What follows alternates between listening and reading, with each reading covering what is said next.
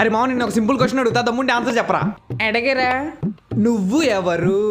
నేను ఆసిఫ్. నువ్వు ఆసిఫ్ వా, సూపర్ మ్యాన్ వా, బ్యాట్మెన్ ఆరేసిన డ్రైవర్ వా అని అడగలేదురా. నువ్వు ఎవరు? నేను స్టూడెంట్.